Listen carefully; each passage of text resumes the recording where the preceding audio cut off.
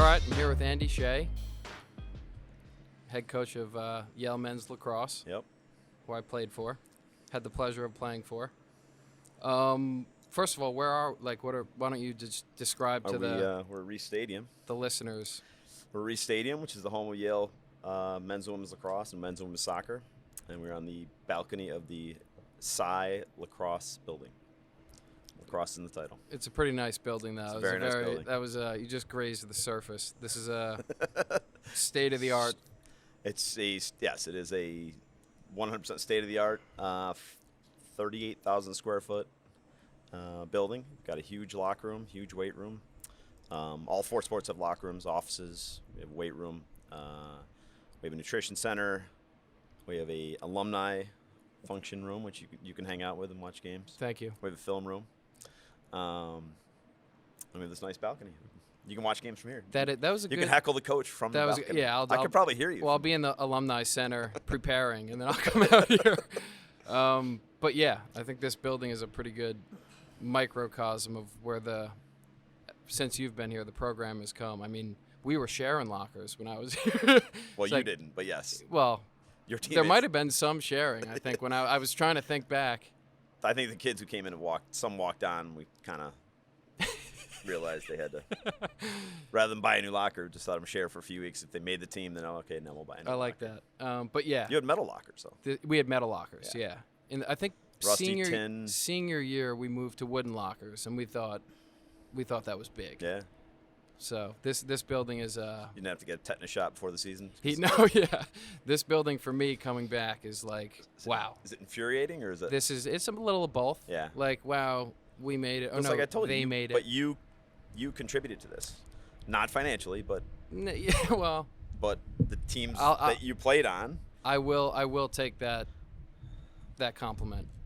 But yeah, the teams that we were on contributed to this. Created the excitement that got the ball rolling downhill. That got to here, and I'll take it. We'll get back into that. But all right, so bring me back. So we're in the present now at this building. What was your childhood like? Because I don't think I know. Where were you raised? What kind of household? Cortland, New York. Second youngest of 7 kids. 5 boys. I don't like yourself. 5 boys. 2 girls. Them, yeah. No twins, but yeah, it was big Irish family and Catholic family, and played a lot of sports. We were outside all the time. My brothers, all played football, basketball, and baseball. I hated baseball, and I wasn't any good at basketball, and I wasn't any good at football either, but I played. You were about to say you weren't any good at lacrosse there. I saw. At the time, I wasn't. I got better, and then I just picked up lacrosse in 10th grade and kind of fell in love with it, and then, I was the only one of my family that played. Mm-hmm. Now all the nieces and nephews, play, and they watch every game. They watch games that we're not playing. They watch pro games and other college games, and so it's kind of it's more the family sport now than it ever has been. So. And was your childhood kind of like you're a tough-nosed guy? Is that where that came about, or did you get humbled by life later and then realize you got to kind of? I would think everyone that grew up with me would laugh and say that I'm tough-nosed. Oh, you're not tough. But I'm saying you have an underdog's mentality. You're a hard worker. Sure. You're about the work. Did that develop when you were young? Yeah, no, I wouldn't say so. I think it developed when I would say more of an underachiever until I started, when I fell in love with lacrosse. I wanted to be good at that. Mm-hmm. So I worked at that more than really anything else. And then, when I graduated, I wasn't done with the game, so I wanted to coach. So that's why I decided to start coaching. Why did you like lacrosse? Like you just started in 10th grade. What was it about? I think maybe the stick, honestly. If I could point to one thing that always helped me as a player, it was the stick had an ability to augment my ability. Mm-hmm. You know what I mean? Yeah. In football, it's just you and the ball, and good luck. You know what I mean? With the stick, I had, skill that I guess I developed a skill, and that helped me have success in the game. I don't think I was, successful really at many sports to that point, to that degree. So, I don't know. I've thought about that in the past, and I think it's probably the fact that this stick helps you become a player that just the athlete can't. You know what I mean? Yeah, definitely. I So- mean, I think we're seeing eye to eye on that. Yeah, That's exactly. it's an Exactly. extension, but the creativity is within, like it's an extension of something that's there, but you need a tool to harness it. Really, Yeah, it's like you there's- can't just be a phenomenal 10 out of 10 athlete and hand them a stick and they go to a 12 Right, out of 10. There exactly. is something that Exactly. They might go to 8. exactly Or 6. yeah, they'll be cut. Is Yeah, what like yeah. that's a timeless lacrosse story where it's like doesn't work like that. There's no bench press at the Yeah, midline. yeah. Yeah, no, I, there's no doubt about it. And I think that, I was always struck by the fact that certain guys couldn't develop skills that other guys, you know what I mean? Yeah, like yeah, it's yeah. kind of strange to me that thought about it a lot over the years. Yeah. Like the guys that can't do certain things with a stick, like they Mm-hmm. don't have the hands to do it.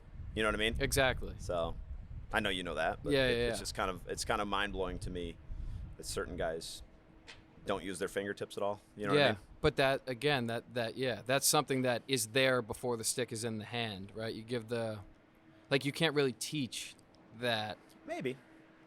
To a degree you can, but I think at this level, I think you get to the point where if guys aren't, and we've recruited kids and had kids on our team that when they grip a stick, they don't grip it the right way.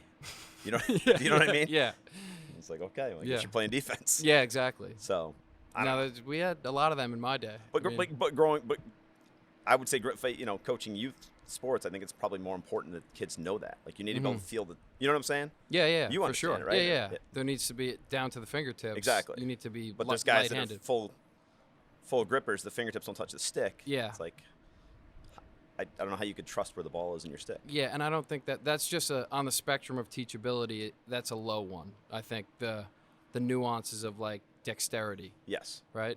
If you have to come in and tell someone like, do you realize that you're not even holding the stick right? I don't think they're destined to shine with their stick. Well, I'm still at Yale. But it is Touche. and I'm also speaking to my era of college, which Yeah. the stick skills have gone through. I mean, every player, Everybody. not only at Yale but across the board in the college it's game. YouTube is, you've added. Kids are doing stuff that you did on YouTube. That, Bad idea, but it's good on the wall. But yeah, no, I think across the that's board. value. We've talked about that. Yeah, it does for sure. If you can do that stuff, you can do certain Exactly. things in the moment. Definitely, I think it. Yeah, I just don't like when it gets conflated with actual talent. And I'm just bitter. People are like, "Oh, you're the wall ball guy." I'm like, "Yeah, I'm actually good." I was good long before I started doing that on the wall. But anyway, yeah, do you feel like across the board? I mean, obviously, the Yale program has gone through Right. the roof, but just across the board, the talent in college is. Oh, so now we're at September 2nd, so we're recruiting kids now, and we're looking at our lists. And the simple fact of the matter is we're trying to get the best guys available, but there's guys that are, 20, 30, 40 deep on the list that can either play for us or beat us if they go somewhere else. That's wild. It's crazy. It's a beauty contest. Like That- every guy is really, really good. That's yeah. I mean, we'll get back into that when we talk about. But yeah, that's how I feel. And a lot of players from my era, we would not make the team. Like, That's not true. well, I would have made it, but when they say it, I'm like, yeah, you'd be cut.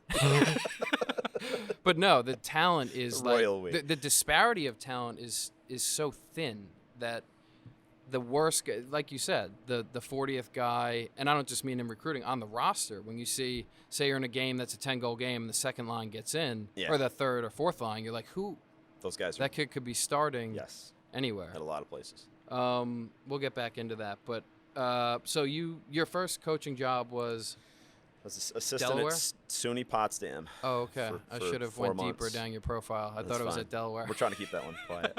and then I got hired as a head coach of a junior college, which was interesting. I had 12 kids on my first team, which was really crazy. Lost yeah, the game. how did that? It was just, Uh-huh. kids. We had kids come to practice like after 3 weeks. Yeah. It was a non-beauty pageant. Yeah, it was an ugly pageant. But great.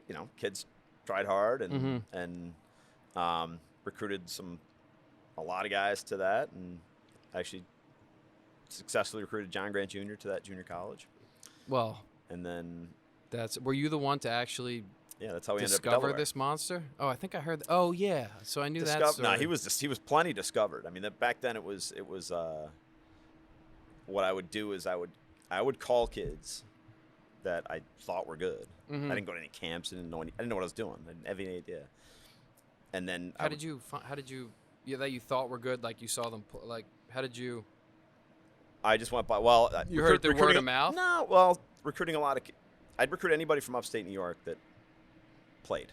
Okay. But in truth, Those are good parameters. But in truth, if those guys can play, they can help a junior college lacrosse team. At the time. You're at just the time, like cold calling area codes in you upstate play, New York. yeah. Have you ever played?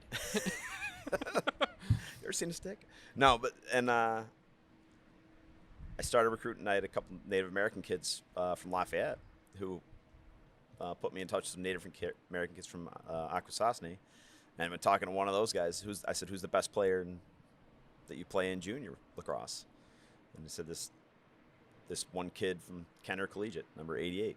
And I kept hearing this mythical kid. That's amazing. Found out And who there's no internet video, so you're just working off. Well, there's internet. It was, well, I know, mid-90s, but like but there's yeah. no highlights are not ubiquitous. No, so. but it didn't. Once again, it didn't matter. And to this day, like my theory on box kids that I tell my staff all the time is this box kid will write us and they'll start watching the film. I'm like, don't watch the film. They're like, why not? I'm like, just look at his stats. That's for box kids. That's all that matters. Look at his goals. Wow. If he plays in that league and his goals are X, then we can offensively. Yeah. But if you watch a film, it matters. It certainly matters. But guys go up to watch box games. American coaches go and watch box games. Like, what are you doing? You're absolutely wasting your time. There's probably some coaches who are I'm sure listening they are. to this And on a flight headed to Toronto. And I've gone to watch box games. I'm not a total hypocrite. I guess I'm a hypocrite, but it's just not. You've grown out. You don't know what you're watching. Uh-huh. Like, oh yeah, that guy's really good. Yeah. And I've watched the Junior A All-Star game with college coaches, and if you've ever seen that, you remember when you played junior. Uh-huh. Did you see the Junior A All-Star game out west when you were out there? Or no? Didn't make it, I'll tell you that. Were you in the stands? I knew you didn't make it. I don't think I. That's a perfect point. You didn't I was make probably it. just bitter. Like, can't they see that I could be good? I have potential. Yeah. Yeah. Oh, but you're right. But you watch the saying, Junior All-Star game, you're like, this looks like the Harlem Globetrotters. These guys are incredible. And there definitely are. There's value in that, but for me personally, I want to see how much a guy can score, and so that's ultimately from that moment. It was like, okay, John Grant was at the time he was the only one to ever have 3 scoring titles in junior, and that was a big deal. He's one of 2. 2 guys did. Gaylord Paulus did it in the 50s or something like that. Anyone since? Since, yes, I want to say. I did recruit a kid who was on track to get 5 and got 0, and he didn't end up leaving UMass, but he would have been one of the better players ever at UMass. Mm-hmm. When he was 15, he was leading the league, and then he got in a fight and got kicked out. Isn't that kind of? He's got an edge. You should have taken him. We took him. We absolutely took him. Oh, he came. He could have potentially had 5. We absolutely took him. Yeah. Yeah. That was a good. So recruiting junior trip. had 3.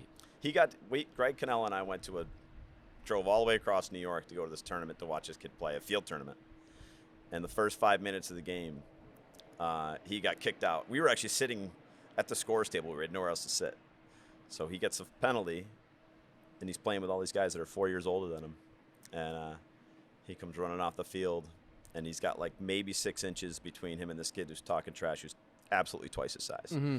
And he somehow coils in that moment and pops him, and the kid goes flying, starts a bench clearing ball, kicked out of the tournament. And this was the on track to have 5. Yes, we had seen him like for 4 minutes. And that's when you signed him. That's and where I'm the assistant coach. Yeah. Greg looks at me, and I'm like, I'm gonna get fired right here. Greg goes, we got to take this kid. This is our guy. Yeah. There's something to that, though. You don't have to tell me. I was like, okay, yeah, let's take him. If you can't get someone who actually fights, metaphorically, that's what you need. You need a kid who might do something like that. Exactly. So what you recruited junior to junior college. Junior college, and then I was going to get out of coaching, and I got hired at Delaware. He went home, and then he called me called my office to Delaware and said I want to go to college, and I said, all right, let's do it. And then I guess maybe a year and a half later, we got him down there. I mean, when I was at Delaware, we had 1.5 scholarships. We gave him a full ride. Mm-hmm. Did you coach him at junior college, though? Yeah. Was it apparent from the beginning that this kid was a monster? It was. Yeah. And I didn't know what I was doing. I'm like, all right, let's roll the balls out. Boy can score. Yeah. Get it to John. We had a lot of good players. We were, he broke. It was a 2-year school, and he broke the all-time scoring record 6 games into his freshman year. It was 80. For 4 years. Oh, no, it's a 2-year school. So he broke it. 88 points. He had 80. No, it was 86 points. He had 88 points in 6 games. That adds up. Having played against and actually with him for a year. Right. Took my spot. But a likable guy. Oh, I love him. So tell me about the Zamboni that you drove at Delaware. Because that's a story that I hear floating around. You've never heard it from me? I don't think I have. Yeah, well, Delaware, like I said, we didn't have a lot of scholarship money. I didn't make a lot of money. I made about $7,000 a year as the first assistant. And so I just did a million jobs. I worked at UPS in the middle of the night, and I bartended and worked landscaping. So you just kind of scrape it together as best you can. Mm-hmm. And the opportunity I had was to work in the Delaware has 2 ice rinks next to where my office was, and it's a world famous training facility. So Oksana Biola was a former Olympian. You remember that name? I do, yeah. Yeah. She was training figure skater? Yes. She was training then at the time. And so I went over there, and they said, we need somebody to drive it from 5 in the morning to like 11. I was like, sweet. So basically my office would be on the Zamboni. Like if I had to do recruiting notes or whatever or something, I just have my little booklet, and I'd do work there, and the bell would ring, time to cut the ice, go cut the ice and go back. And you're doing other stuff. You're like managing a rink. Yeah. Like the coolant and all that stuff. But cooking some churros and whatnot for the snack bar. Yeah, high-end stuff. Churros. It's a lot of different things that went into the gig, but I won't get into it. So I got to do that, and then I would middle of the morning, about maybe 10 o'clock, I would just punch out and go to the office, which is right there. Mm-hmm. It's actually very convenient.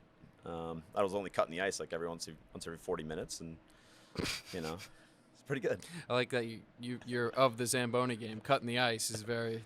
That's the vernacular. That's the terminology, the jargon, exactly. if you will. Exactly. Well, that's how you get in the union. Yeah. Is there a Zamboni union? No, I don't know. Maybe you should start one. Maybe. But so, I told. Wait, didn't you get fired though? That's the only job I ever got fired for till now. So I don't really care about anything but the firing. So let's get into that. So I've told this story before. In an interview? Story. Yeah. I actually did it. I think Kark asked the question, but let's move on. You got it's a good fired. Story. You did. So you pulled onto the ice at the wrong time, right? Yeah, I angered Oksana Biola. That's what happened. Oh, and she was like. Because gone. She was legendary for taking the time that I took, because I only had I forget what it was, 5 or 10 minutes to cut the ice. I don't even know. And then if I couldn't cut it in time, I do a sloppy job, and I'm a perfectionist, with cutting the ice. So you took a while. Well, no, she would do her routine for 2 or 3 minutes into my time. Oh, so she's supposed to be off the ice. Yeah. So after a while, it got to the point in time it was getting to be spring, and I really couldn't.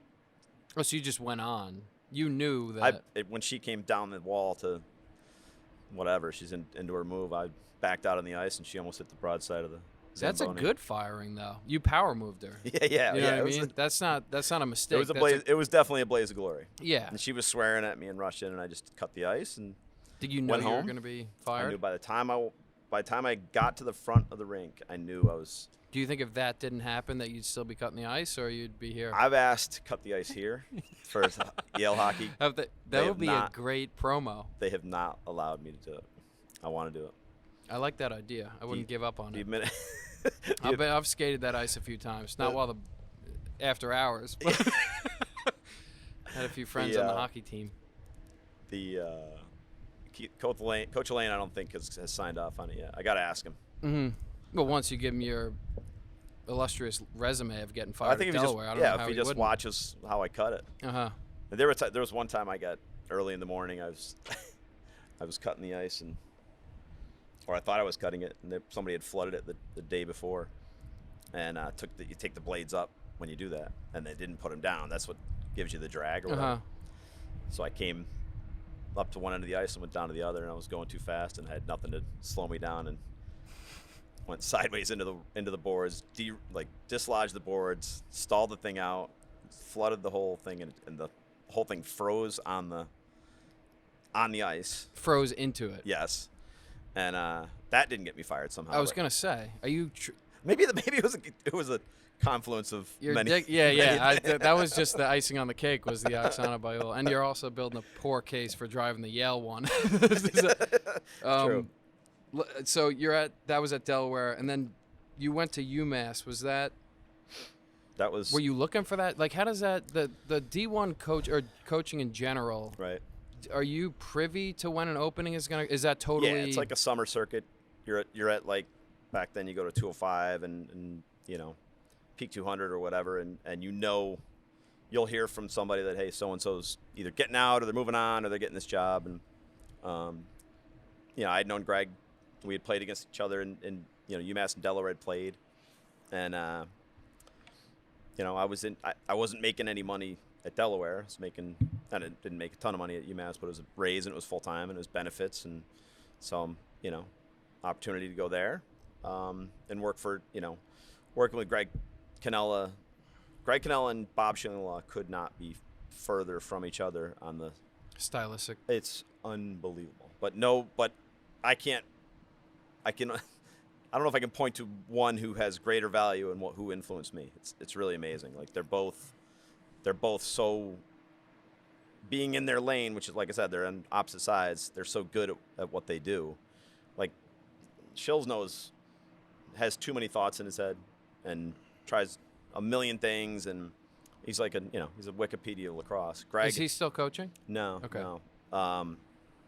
Greg is maybe the most disciplined guy I've ever met. He does, I say September 2nd, he's doing exactly what he did last September 2nd right now. Like this is what he does. And so he really helped me learn how to kind of pare things down. You know what I mean? Yeah. There's no wasted time at practice. There's no, wasted drills. It's got to have a point. And both of them honestly really, really helped. I can't imagine I'd be, I can't imagine what kind of coach I'd be without working with both those guys. Do you think that's pretty standard across Division I, at least college coaching, kind of having echoes of where you were an assistant, or do you think some guys just how much are you half Cannella and half Shillinglaw? Am I saying it right? Yeah, Shillinglaw. Shillinglaw, and how much of it is something that you developed on your own here? That's a good point. I mean, honestly, my father was a basketball coach, so for as long as I've been doing it, I've tried to emulate him. So I guess it's unfair to say if it's a pie graph, it's not two slices. You know what I mean? But those two were a pretty big influence. So I don't know. I would hope that other assistants that become head coaches, do the same thing. But I take don't know. the good. Yeah. And is it like here every year? Does the pie graph grow in the Andy Shay category? Like, are you? Yes. I think. Well, I think so. Yeah. I think I've changed a lot in my definitely 18 years. You've seen it. Oh yeah. I changed a lot in your 4 years probably. Yeah. But I think I'm getting older and simpler. I don't know. It's really strange that I don't. Older and simpler in like an efficiency manner, or you just know what you like? With respect to the game, I don't want, when I was younger, it could be, the way I thought of it would be completely complex, layers. Well, I think that your box story is a good example, where it's like, I'm not going to watch the game, just show me the stat sheet. That's a seasoned vet, where it's like, you still go to watch. You're probably going to do that in 5 years with field lacrosse, where you're like, I don't recruit. I just check stats.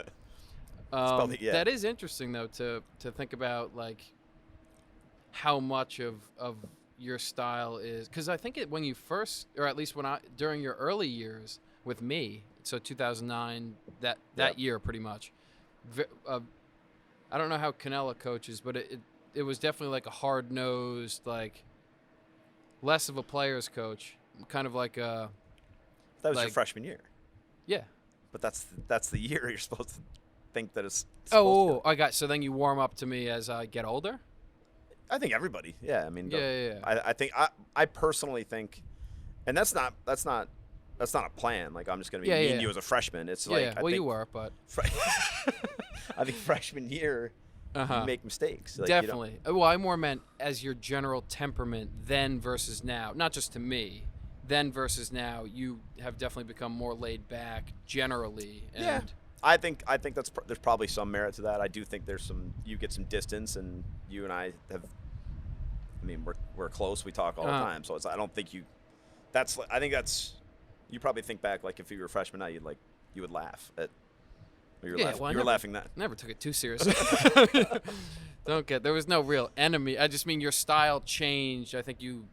I don't know if it's like. So let me ask you a question. Go ahead. Because I watched these podcasts. You said that you should have gone to Albany. Well, but that's just being facetious. That's just the microphone talk. But yeah, I think if I did, I would have been cut loose. I would have scored. But you were cut loose here. I'm just kidding. I wasn't cut loose. What do you mean? You high-fived a ref in a game. I did. But if I throw it behind the back, it's hitting the guy in the head. Because you should be like, listen, expect behind the backs from certain players. That's the. Okay, but I wasn't holding you back. I wasn't fanning your flame. Of course, and I'm just joking. I was never going to be anything too much better than I was here. I know. I just envy the you should wear sandals to practice like Scotty Marr. No, I don't actually think that. There's a certain they've got a. But I'm not an overcoacher. No. By all means, and that wasn't the point. The point of me saying I should have went to Albany was less to speak about Yale and more to speak about Albany. Got it. And because I'm talking to an Albany guy, I'm trying to pump his tires. But yeah, so how do you end up here? I think that's a good. When this job opens up, what is this job? This so Yale, job, that was what 2007 or 03, yeah.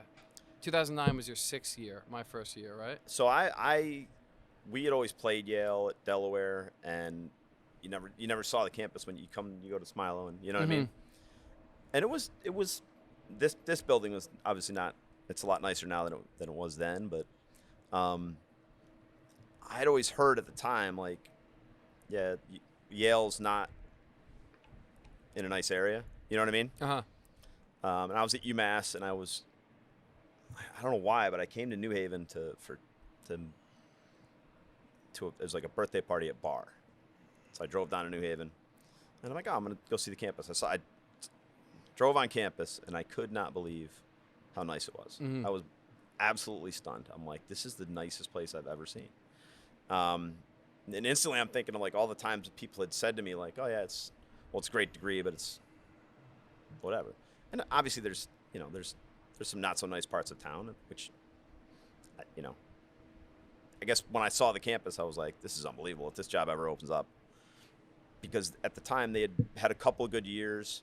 In the 80s and 90s, they were really good. But if you go back 100 years, there wasn't a long tradition of decades of success. You know what I mean? Mm-hmm. And that excited me.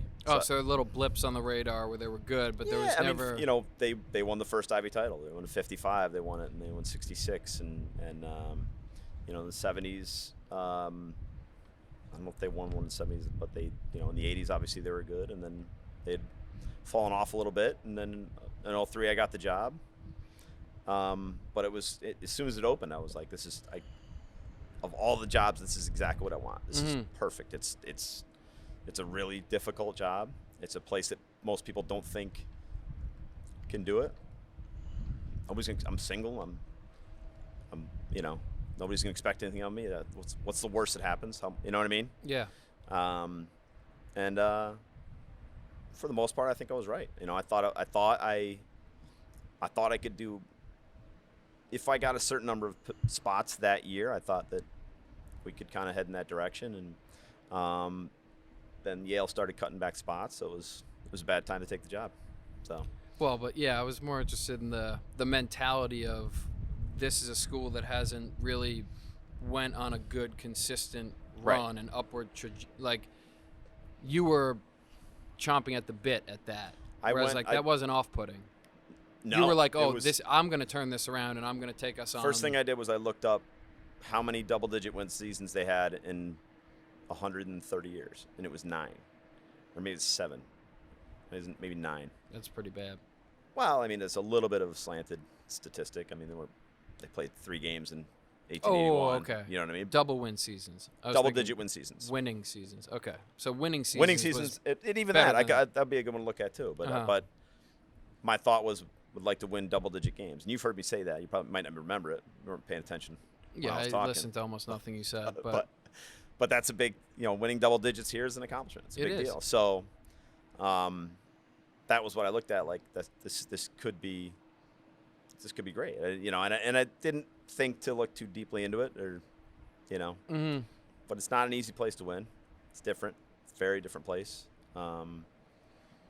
But it's definitely been the hardest challenge of my career. But it's obviously working out. Yeah, you've done pretty Thank well, God. I must say. I'm wondering, so from like a recruiting standpoint, and that's what, when you're looking at the Yale job, right? So the job comes up, you're at UMass. Right. Obviously, the type of individual that you get that goes to UMass and goes to Yale from the outside is very different. Very different. You think, Bow ties and boat shoes. Versus, yeah, you're just thinking like these kids are just going to be. But no, and that's But that's are they as different as when you no. came You're here? the Were sa- you you like, are- wow, they're just all you are the small same young as, primates that don't know what they're doing? Right. No, one of the things that led to my consideration of the job was that when I was at UMass the year before I took this job, we got our butts kicked on this field as bad as I've ever felt. 2002. Physically, 2002. Tucker Foote was a captain. Mike Scaglione, Eric Wenzel, Noah Glass, like those guys. It was a Brad Liff. It was a beatdown. Mm-hmm. And I never felt, when I was at UMass, I never felt like physically we were ever overmatched in any game. Anybody we played. I felt like we were a tougher team than almost everybody played. And that day I was like, that was humbling. And then when on my interview, Mike Scaglione was stuck around to Mike, right? Yeah, I've met him. He gave me a tour of campus, and we talked for like 2 hours about just him, that game, and mentality and all that stuff. And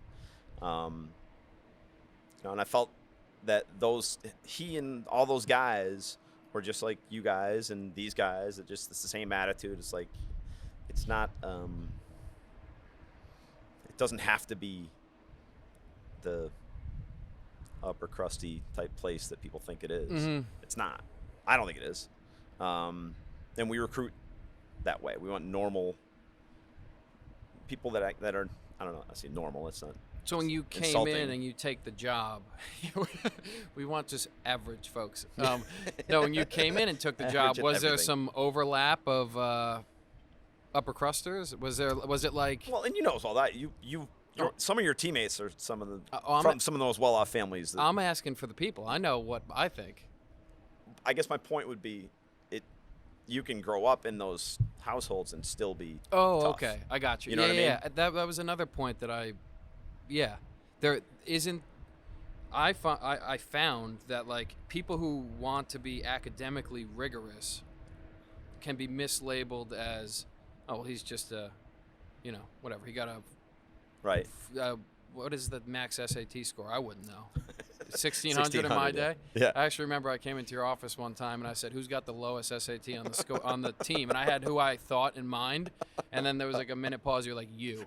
And I was like, "Wow, you couldn't just pled the fifth on that and just say, don't worry about it." But my point is that like there's this. You didn't have the lowest. Oh, I didn't. No. There we go. What? That must freshman. You were just being mean freshman year. It was that strategy. That was the. But yeah, I found that there's like a strong correlation between people who are very academically driven and people who were very athletically, to a degree, right? Obviously, if someone's just a bookworm and they don't play sports, Right. I'm not talking about them.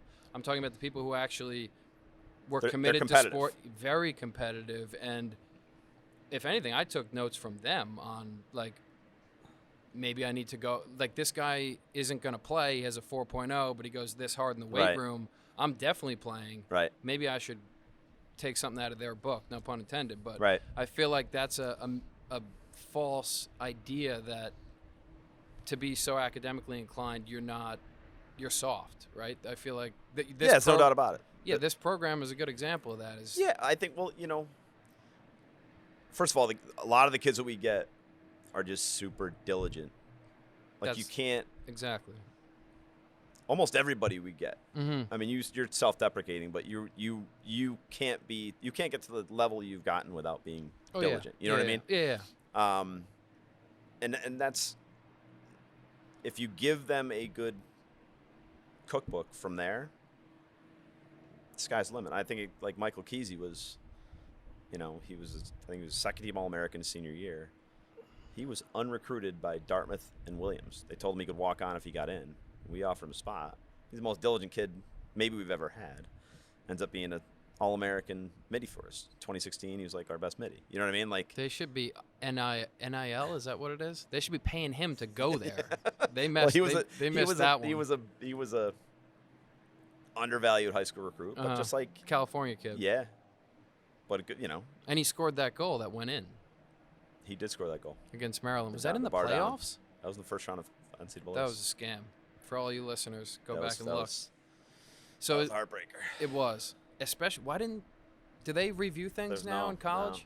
They only review, I think they review if it's timing wise, if they got it off in time or something like that. Like, we have the technology, why can't we do it? I know. So you think they should? Oh yeah. Like, why wouldn't we just see what happened? Exactly.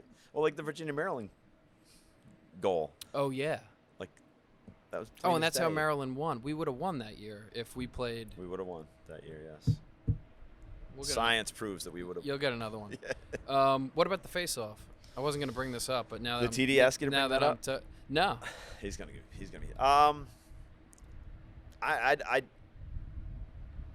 I want it gone. No, I don't. I loved Lyle's point though about the fact that I'm doing the sixes thing and there's only face off every quarter. Which is everybody gets to play. That's a really good point.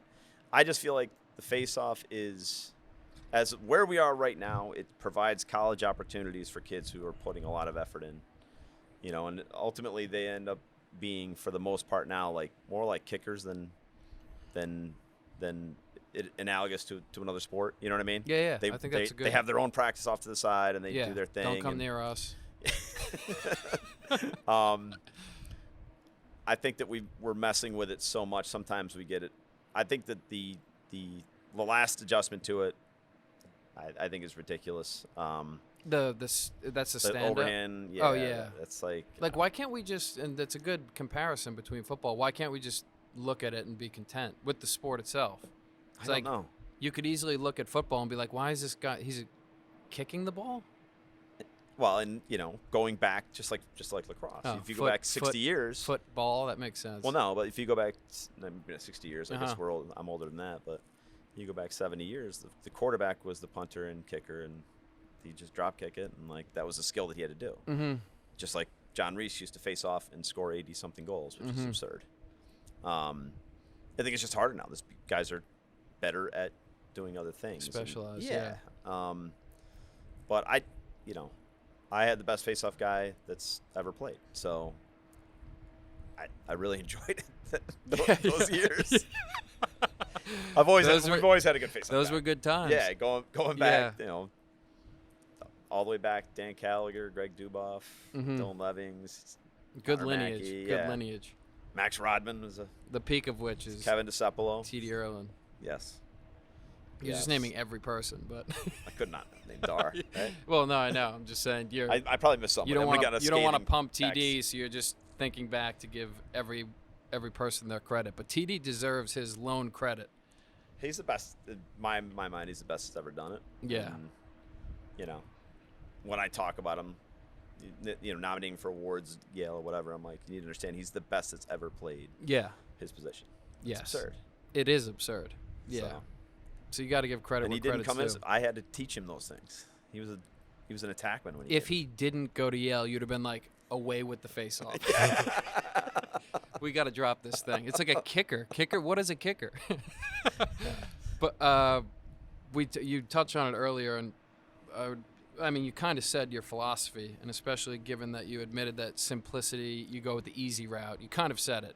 Recruiting wise, you were like, oh, I just get normal. Like, how challenging is it to get people smart enough to get into Yale that are, are blue collar? Yeah, it's getting harder to find public school kids. To be honest with you, because this year especially, I don't know why this is, but there's a lot more kids that are going to private school now. I don't know if it's a sign of political times. I don't know if it's these people realize this is their avenue to get the kid to play college lacrosse. Mm-hmm. But there's just not as many kids that are going to public school. And we lump Chaminade with the public school guys, even though you pay Really? tuition. Yeah. Why? Because it's a parochial school. It's not a private school. It is private, obviously. But, Yeah.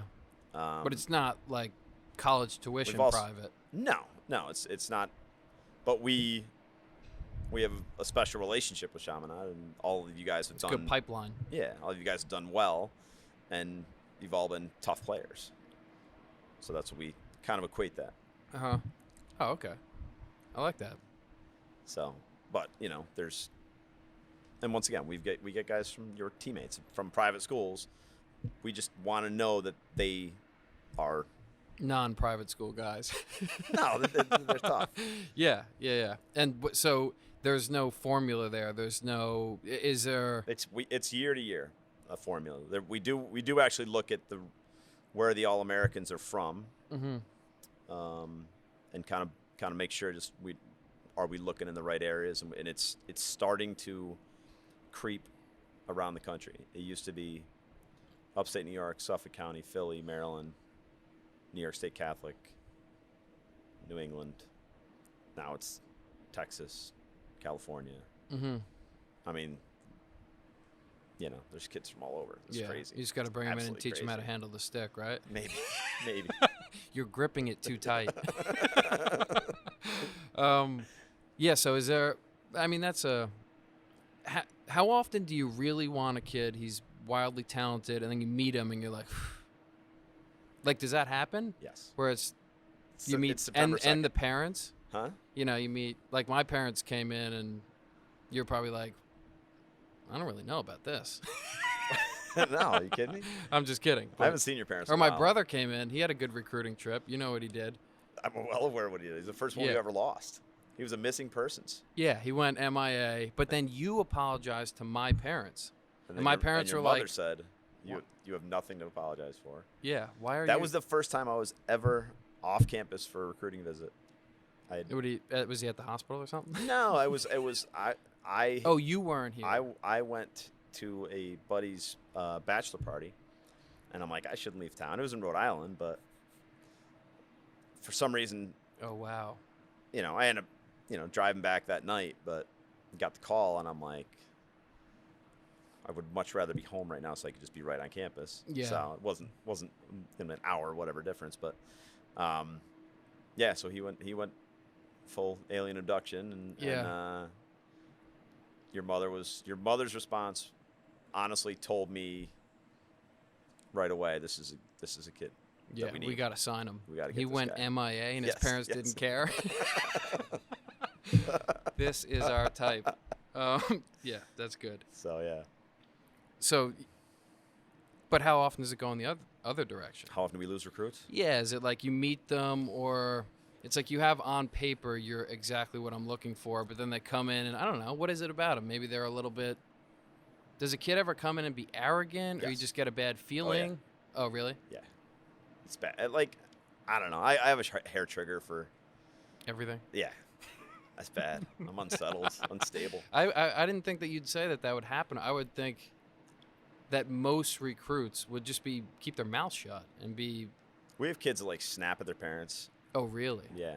And I'm like, so then we'll go on the tour. And if I call them out there, then I embarrass the parent. Mm-hmm. You know what I mean? Yeah.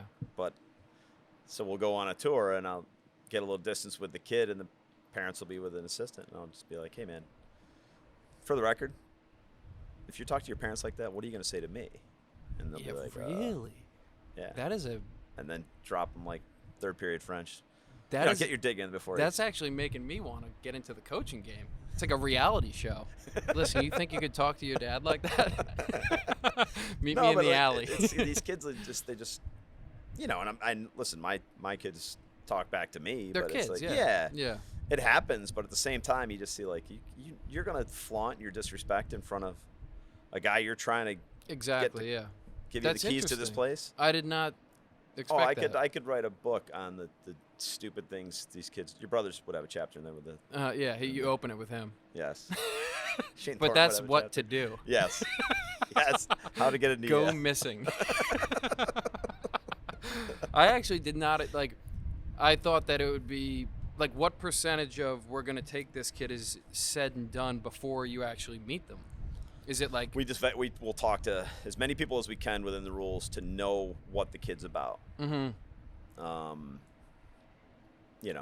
We don't want to find out freshman year like, wow, he's really, because there's guys that'll be like, oh yeah, you really want him, he's a great kid, and then you talk to someone else and you're like, you might want to ask about this situation, this story, or you go down a little wormhole. Yeah, and we're not looking for perfect human beings. They're not out there. No, but a big part for us now is getting kids. Like now we're recruiting kids that other schools are really all over. So now I have to be like a good recruiter. Like which I'm not good at. I'm not good at that. Yeah, but that's well, in a way you are, but you're not over the top, like a hotel. No, I'm not. Like the guy at the hotel is like, let me take your bag. Yeah. No, you're like, never talk to your mother like that again. So this is a good transition. Like the recruiting from when you were a program clawing to be relevant in the Ivy League to, we're top 5. Like where people want to come here. How different is it? How is it like shooting fish in a bucket? No, it's different because now you're not. I think when we competing against guys for you were one of the more recruited guys that we ever went after, which was difficult. Right, I think we get certain guys that look at other schools, but we don't. Now, I guess it's hard to say. The Yale always recruits itself. So like it felt like the guys that were recruiting last time, like they're ready to jump on like that. Mm-hmm. You know what I mean? Yeah. Michael Kesey's looking at, Dartmouth if he can get in on his own, and Williams maybe. You know what I mean? Not many people recruited Tyler Warner. Not many people recruited Ben Reeves. Not many people recruited your brother. Astonishing. So I think that for us, I would rather go after a kid that not a lot of people think is that good. Uh-huh. But we have to recruit all these guys that everyone thinks is good. I think a big thing for us is making sure a kid sees a practice. That's the big. Going back to, we had a kid committed to us on the spot when you punched Peter Johnson in the face and knocked his helmet off. Oh, really? Oh, yeah. Right down. I remember that. Right down well, there. Which time? I'd always get into fistfights with him because he was so good, and he'd just hack me. Right. And then you punch him in the face. But you popped him in the face, and his helmet came off with the punch. And the kid was like, I want to come here. Yeah. And that moment then right there, I was like, this is what we should do. We should bring kids to practice. Because then we're going to get kids that are like that. Yeah. And then it gets to the point where the players would go over the top and do something. Fight. Yeah, every time. They see a mom like, in the we stands. We have a recruit in town. Someone bring a chain. Right. Switchblade. Yeah. I remember that, actually. Yeah. Wow. But that is another good transition because I know what it was for me. It's hard practice. Like, what is the is that the no wasted time thing you said earlier? Right. Like, what is the guiding, like, the tenets of practice? What are they? What is the theme of a practice here? It's fast. We don't go more than, for really any period of practice, we won't go more than, unless it's a fully instructional, we won't go more than 5 or 6 minutes. The same practice plans, other than a new grouping of drills that we do now that I think are pretty valuable. But it's basically the same stuff that you did, same exact stuff. Like, Go ahead. Did you run? Do you remember running? You remember doing Around sprints? the field when I came late? No. Remember that? Yeah. I came late. You said start running, and then I ran for warm-ups, and then I came in, and you're like, keep running. I ran the whole practice. About to call my mom. I don't remember that. I don't think that happened. It did. Freshman year. I slept through it. I came late, like 4 minutes late, too. And you said, do a lap. So I did the laps, and then you guys came in after warm, and I came in, and you said, what are you doing? People were setting up water jugs for me over here like I was running the marathon. Good to know that you don't remember it, though. Well, apart from that, though, did you remember running sprints ever? I don't really think so. We do like 17s, but that might have been during. We used to, now, well, I shouldn't say We didn't run. Yeah. I felt like the drills were the. That's the running. Yeah. That's the big MO, is make the drills as fast as possible. And like, we're going to go today for the first time, and it's going to be slow because it's going to be instructional. Uh-huh. But I think that our freshmen are going to be like, that's not slow. That's lightning fast. Yeah. You know what I mean? Uh-huh. But it's not. Like, you got to be. So I don't know. I like to go as fast as possible and get as many things done, and make sure the drills are fun. Like, I know it sounds stupid and corny, but it's true. Like, I don't. Yeah. Have your odd People man. don't want to listen to me talk. Like, just, we're gonna play, and you guys we're gonna do fast breaks. It's gonna be awesome, and I don't know. I'd like to know that practice is fun for the guys that are in it. I think it's a unique sport, and that I can't imagine wrestling practice is fun. No, the practice. Football practice wasn't fun. You know what I mean? No, of course not. Like, I think lacrosse practice should be fun, but it was. Yeah. It kept me probably alive, really. I'm like, without realizing it. Like, now that I'm not playing, I have to find other ways to remain alive. And, I don't have the structure of a practice. It was nonstop once you got here, like you said. Right. You'd literally run to the net. You switch sides on the field, and the next thing would start. I don't really know if that's, obviously, when I played pro for a number of years, we're not running to the next drill. Not for that paycheck. I'll see you there in a minute. Let me get some Gatorade. Yeah. No, I think you hit the nail on the head. Just like a high octane practice. Yeah, and probably to a fault, I need to, like, that's my insecurity of how fast it is. Like, I need it to be. You need it to replicate a game? Incomparably faster than everywhere else. Gotcha. Like, I just need it to be lightning fast. Like, if an assistant coach is talking too much, dude, shut up. We got to keep going. Yeah. Like these, my assistants be like, I need 10 minutes for this, and I'd be like, you got 4.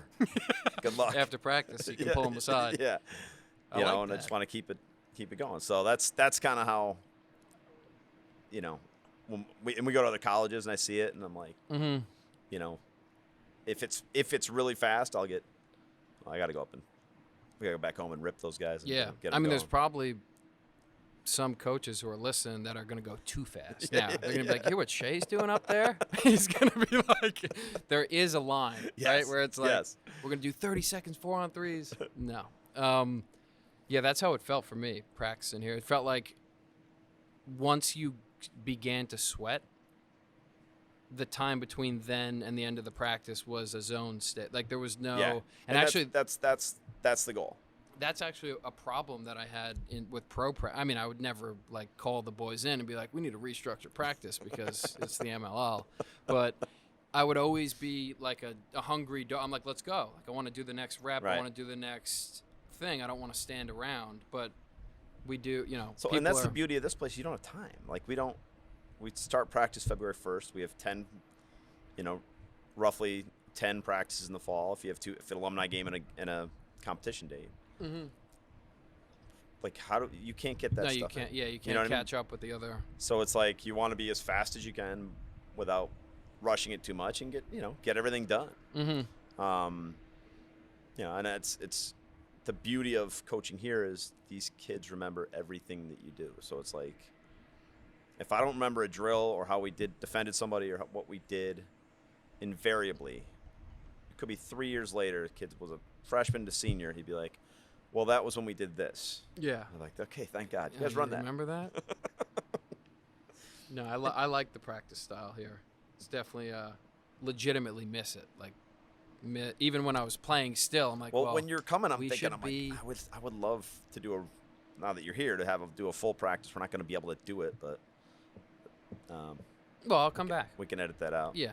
If we're going to cheat today. No. We'll come back. So, do you feel like there's been phases of your time here where it's like, and you always said turns like an ocean liner. What's that quote? Meaning, yeah. Like a ocean liner doesn't turn on a dime So or it takes time to make changes, especially at a program. I hope it doesn't turn back quickly. Yeah, my jet ski back the other way. But do you feel like there's been like phases, or do you feel like it's been a steady turn? Do you feel like there's been moments where it's like, oh, we took a real turn, or it's always just been an upward because it has been an upward it's trajectory. been upward trajectory. For you. I think the big thing when I first got hired was trying to get as many guys that could supplant the talent that we had. Mm-hmm. So like, the guys we recruited have to be better than the guys we have, which is a very difficult thing to do on a college level. And it gets harder and harder the more talent that we get. I've changed, Brian Kane changed me 1 million. Like, I can't even tell you. And he's a psychologist, right? Yes, I'm sorry. I say it like it's just you and I talking. Yeah. But Brian's a sports psychologist that worked with our team, and did a lot of crazy stuff. He's a fun guy. He's a little bit P.T. Barnum, a little bit. Yeah, had us swallowing fire and. Yeah, just bending rebar with our necks. And all that stuff, and breaking boards there. Like, it's stupid. Some liability stuff. Yeah, exactly. We'll keep low on it. Exactly. It's a statute of limitations on that rebar infection I have. Such a bad idea. You want to talk tetanus? I'm like, we're really gonna do this? No, but he, I think he had value for you guys, but he had so much value for me in teaching me to not worry about the end result. Like, just worry about getting better today. It's like, I can't believe I made that far in my coaching career without understanding the value of that. And everyone says that, get better every day. Like, no, but really, like, now it's like to the granular level, like that's all we focus on. Mm-hmm. It's crazy. So that's a turning point, is big time. Treating every day like a game in itself. Big time. Like a play. It's crazy. Oh, play, yeah. I got you. You're going even deeper than me. You're good at this. Yes. Not a day, every play. Well, that's something that do you find it hard to keep that going, especially given your success now?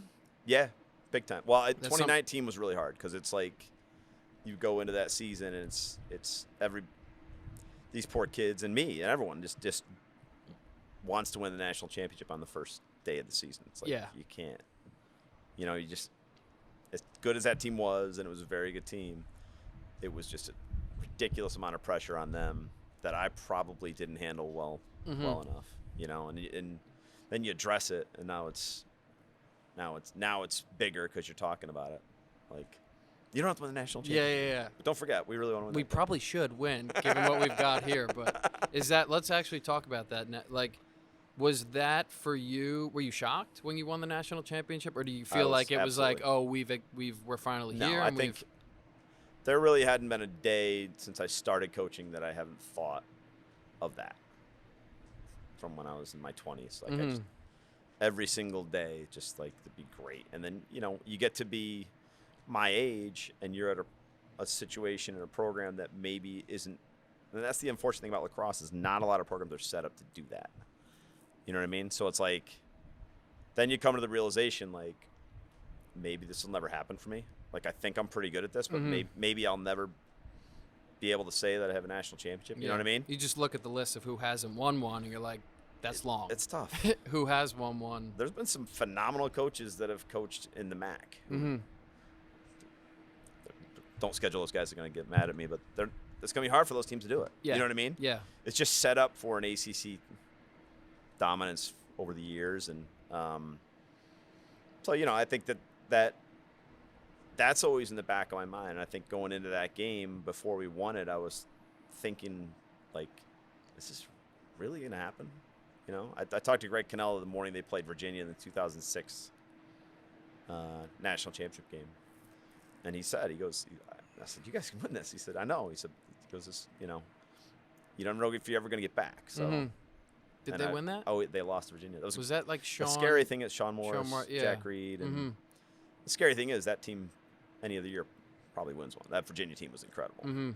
And maybe the same could be said for us. Maybe we're, I think our team was one of the better ones of NCAA champions. I think it's one of the better teams over the years. Not to be a homer, but I think that's the other thing. Is like what year is it? Are you gonna run into the Syracuse 1990 team, or are you gonna? Yeah. You know what I mean? Are you just gonna get really? Was lucky that like a weight lifted when you got back to the championship the next year? Because were you like, wow, that might have been my only go, 2018, and then you get back? Were you like, oh, we're gonna be back? Yeah, or are you still having? No, I'm set for life. Yeah, I'll be back every year. You see how we're doing this? Pull this off. Nice win, TD. Good job. Yeah. No, I think that team, the Penn game when we made it back to the Final Four was a big weight lifted off of that team.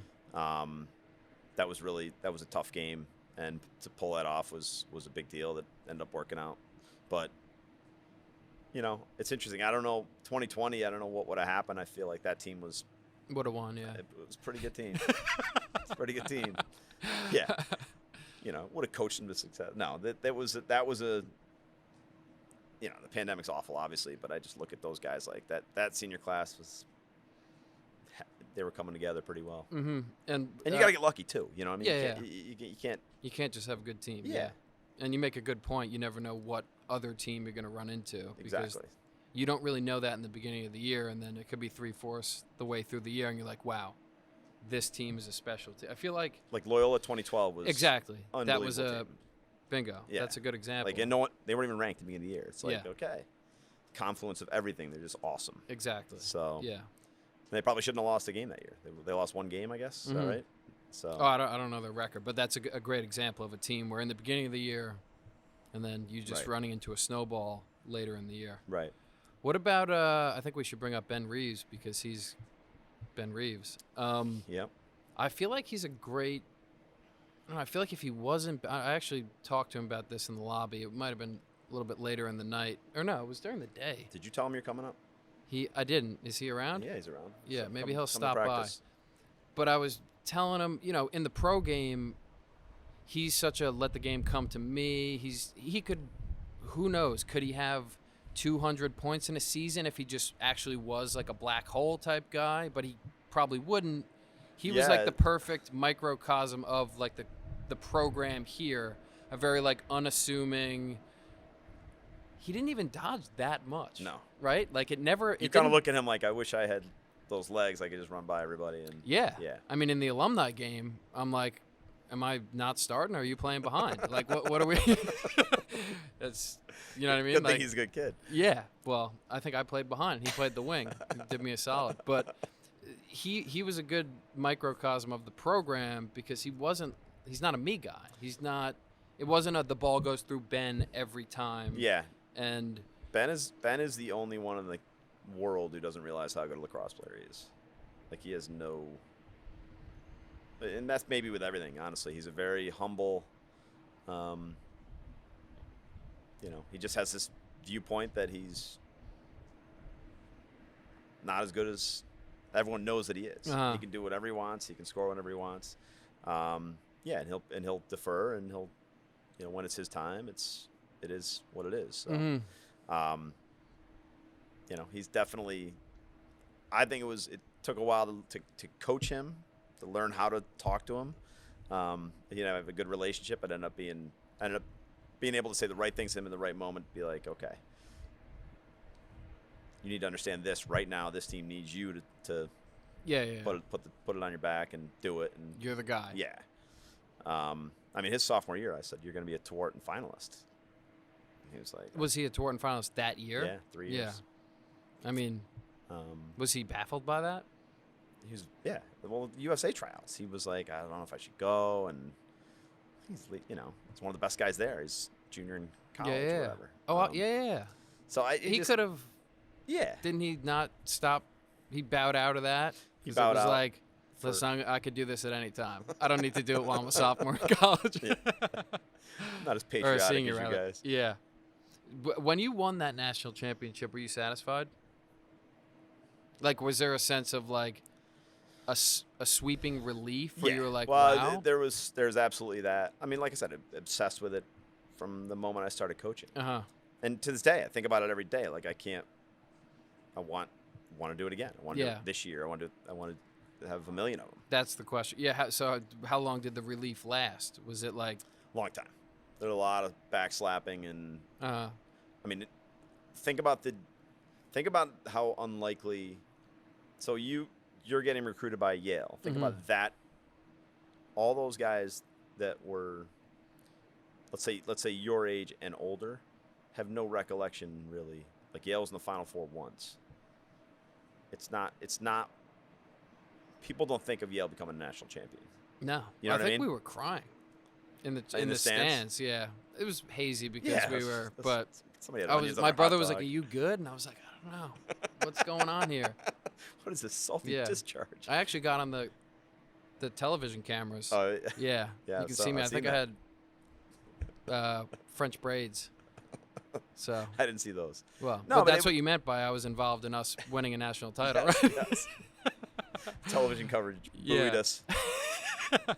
No, but I think that yeah, to take the step that we took your senior year, that it felt the same. Honestly, that's a pretty good comparison. Like, we didn't think we were going to No, NCAAs. no. Meanwhile, we're like 2 games away, and like we just thought, oh, we'll just play this game. And we blast Cornell, which is an out-of-body experience. And then we're like, well, we're here. We might as well do the same thing in Princeton. Yeah. You know what I mean? Shout out Rob Pennell for breaking his foot. So, it was a relief when it happened, but you want Now to do it you're again. chasing it again. Yeah, oh, yeah. That's the current mentality, granularly, Yeah, right? We're yeah, yes. play by play, but Today. that is the standard. Exactly. I mean, you don't have this building here without at least being a contender. No doubt about it. So This is to have the generosity that he has. I mean, all the alums are phenomenal. But those guys they love watching us win because they know how hard it is to win here. yeah. They were here. It's like, this is pretty incredible. Tell me about how you break printers. Who told you that? I've been hearing. I made some calls before this, and you. I can't get. These guys are gonna watch that, and they're gonna know the secret. I can't. You break printers, though, right? I have a couple broken printers. Yes. I heard UMass 2019. I heard Harvard, or no, UMass 2020. Harvard That's not true. 2019. I heard you broke printers. And this is like an office space type of thing. Similar. where- Yeah. I wasn't sure what we were dealing with. You don't have to go into I it. didn't break any printer with you. You probably did, but I don't think it was. You didn't. You weren't paying attention. No. Is he mad again? Well, no, but I didn't know that you physically assaulted printers as a means of So we had a printer. therapy. We had a printer in the Reeves team room, and I don't know what I was mad about, but I was mad. The beauty of it is those printers, printers like die and you never throw them out. Mm-hmm. These are it's just a dead printer. Yeah, so you Just spike it on the concrete. This guy's like, thing was on its way out anyway. It was euthanasia. but the kids don't know that. So yeah, Brian Tevlin could tell you a printer story. That's why I heard that you smashed a printer. He came into your office and you said, "Clean that up." I mean, yeah. Is this gonna get me fired? No, are you kidding me? We're recruiting. No, it was the printer was busted, and then I left to go for a walk, and I forget how it transpired, but he had to clean up the entire printer, Good. everything. Well, I mean, everyone has their way of teaching. And now a he's our lesson. captain. Yeah. There you go. Yeah. It's a flawless method. So that brings us into the modern era, the printer breaking era. Mainly the COVID situation, Right. like season canceled. What have you been doing? What are you? Golf. I mean, you're still. Well, I did hear some golf stories as well. I heard Golf. that you golfed with someone and you were trash, and then you went. That's fiction. And that, well, listen. And then you went and you studied. You did what you got obsessed. I got you granular? went, yeah, you got granular. Went play by play, and now you're pretty good. Who said I was trash? Who had the lowest SAT on the team? Sometimes it's better to just plead the fifth. I'm just thinking of the idiots that you would have asked, but no,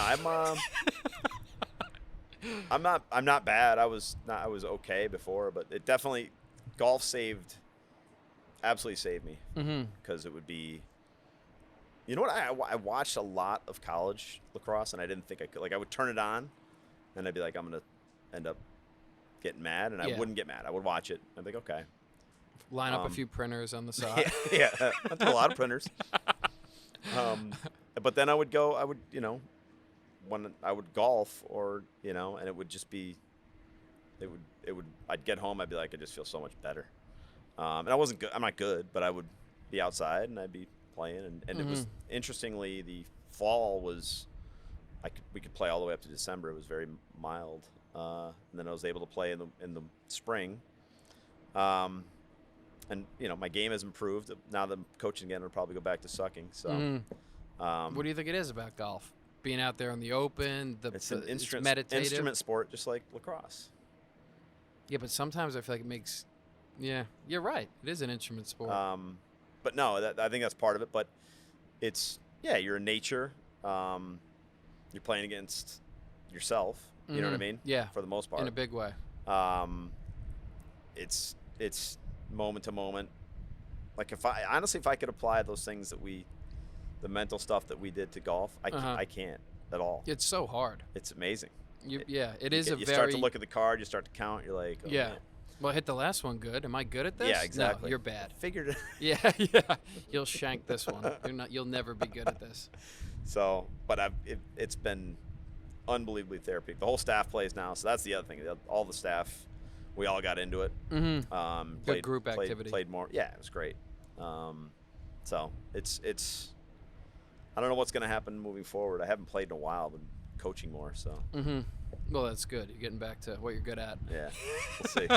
I've forgotten a lot. It's been 18 months. I've forgotten. Well, I know. This is like a big gap for someone you're at the peak of college coaching. Is the peak of. I mean, no offense to pro coaches, but it doesn't have the prestige or just the time commitment. Right. Of a college coach. So you're among the top.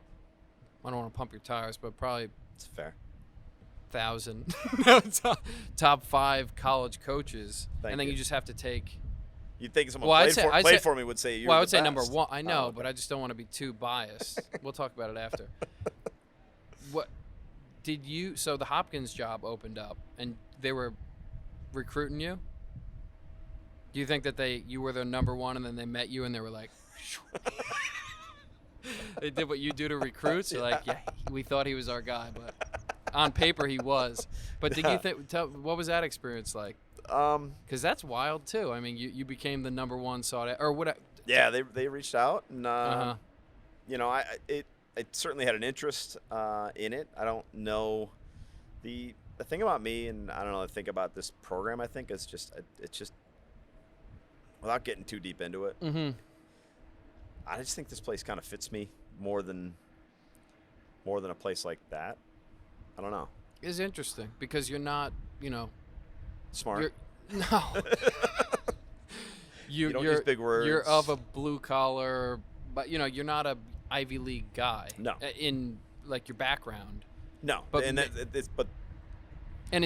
that why it suits you well? Maybe because it's the program more than anything else. But I feel. But you're also like, smarter than I think you. You said I'm self-deprecating. You no. have a little bit of that in you as well, yes, where yes. I think you're a good fit for the Yale program because you are very smart, but you are very regimented and why I can talk to these kids. That's Uh-huh. not. It's not. there's probably less times that guys are rolling their eyes when I'm talking than you know what I mean. Yeah. I get that, but it's just, I guess, I don't know. It was I listened to him. The big thing as well is I don't know if I could leave here during a pandemic. Like there might be a time where in 10 years maybe, or 5 years maybe, I don't know if I'll be coaching 5-10 years, but maybe I'll say, you know what, it's time to go somewhere else. But I just couldn't do it when those guys had just lost their season. You know what I mean? Yeah. You know, it would have been really difficult conversation, and it would always be a difficult conversation. Yeah. To call guys and be like, I'm going. But well, I feel like one thing is that you made a good point is that it is hard to win here because you have to get very smart kids and you have to so there is the perpetual chat. It's like a hamster wheel of just because you won one, well, you still have to be Yale and win. Whereas if you went to a program where you could get any kid in without any and have scholarships, whatever it is. Oh yeah, right. Well that helps. I forgot about that. Scholarships and get any kid in. Well, I totally forgot about the scholarship thing. Yeah, you did it without that. Yeah. Good job. Wait a minute. But maybe is that it? That it is an inherently challenging job. Whereas if you went, that's absolutely part of the fascination. Yeah. So if you go to and I don't want to deal with scholarship money at all. I don't want to assign like doling value. that out. Yeah. Yeah. Like you've been in the program. We make an example of the guys who walk on, like the guys like Shark, those are the guys.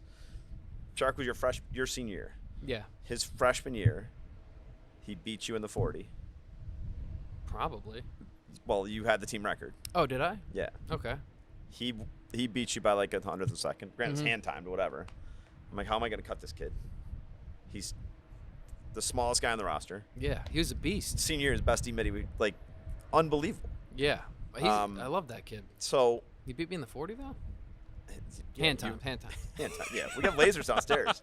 We have if you want to. No, break I don't. The team record. I want no part of. I like that volunteer assistant, barely looking hand time. 4.1. But he's a good Deion example Sanders. too of the type of athlete. So then, how do I assign scholarship money to that kid? That's tough. You know what I mean? Yeah. Like you could do the thing and. So you look at the scholarship. While it is a luxury, it's also like a. I would hate to do it. Yeah, it's like a burden of. I think of these guys coming like, well, you would have been our highest scholarship getter in that class. In your class. That would have helped. I wish I could, but that would have been really difficult. And that would be, if you like you were that you would were make an insolent wise ass anyway. Like, exactly. Like it would have been like. But it would make me uncomfortable too. Yeah, it's a relationship. I don't know. And then you better do well. You're on a full ride. Exactly. And that's why probably a lot of kids. Really? Wait a minute. Let's move along. Yeah. So you didn't really consider taking that job. It was. No. You're going to be here for a while. I would like to be here for a while. Okay. Unless they tell me I can't. Unless Oksana Bayul I think you do. Sends a scathing letter. And you're doing okay. You're doing okay. Until we release this. So what? Obviously, it would be great for you to win 4, 5 more national endless national championships. How about just as a coach? What do you want to be when players are asked like, "Oh, what was Andy Shay like?" You know, beyond. Oh yeah, well we won 5 national championships. Yeah. What kind of coach are you? Like, you just want to be friends with the players? Or? I love the fact that I have a relationship with you.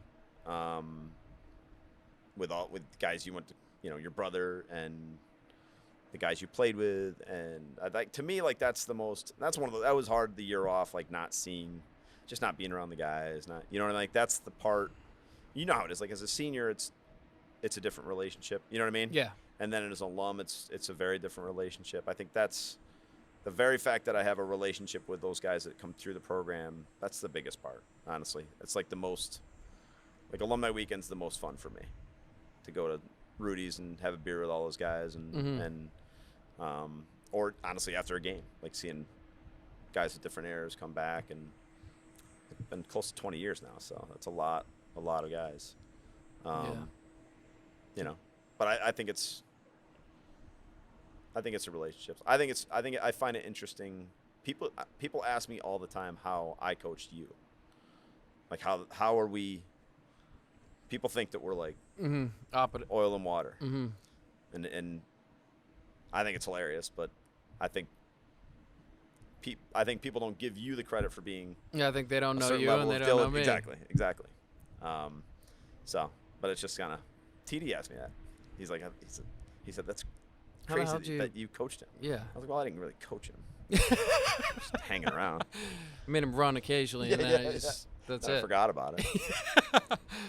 But yeah, I like that answer. I was gonna get into the because you're coaching the U.S. team, and that's sixes. Yeah. Purely sixes. Yeah. Do you like that? I mean, I heard you talk about. I love it too. I love it. And I like your point that the game is not We've bastardized the game. That's it. The game has been changed. What is Yeah. any different about this change? Yeah. I mean, I just don't know. First of all, if we got a cave to get in the Olympics, let's do it. Like, why are we so provincial? Why are we so arrogant that it's like, no, this is the version of the game. That's a good point. You know what I mean? Bye-bye, TD. Yeah. I can get him on the team. I can get you on the team if you want to. And can I get him in? Is he I any good? couldn't do it. Yeah, I like your nepotistic attitude, though. I can get anyone on. But no face-off, right? Or is there a face-off? 4 face-offs. 4 face-offs. That's perfect. That's a happy medium. Yeah, it's We can get it almost down like to 2. We're jump really ball. talking. Do I hear 2? Do you like the? So you like the fast pace? You like love the fast pace. I love the fact that you got to be smart to be good at it. Mm-hmm. Like, the more we did it, we realized it's the smarter players are of just a premium value, because it's going to be a war of attrition. You'll turn the ball over from time to time, but the less that you do that, and the more you are in a position to at least be in the way defensively. Like, you don't have to be a great defensive player. Yeah. But you got to be in the way. Yeah. And smart players can be in the way. Basketball-esque in a way. Very similar. Yeah.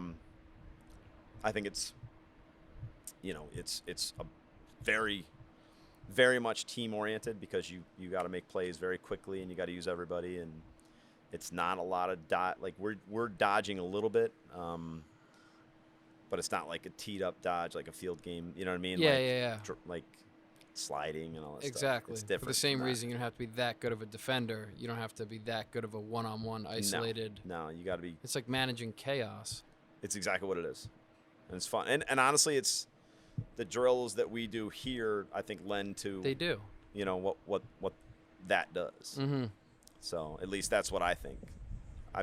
We've been doing some of the drills we do here with those guys, and I think it was good. We're gonna find out in October if it's any good. We only have a couple days, like the pros. You got a couple days with them and you play, and you're like, I think we're good. I don't know. Yeah.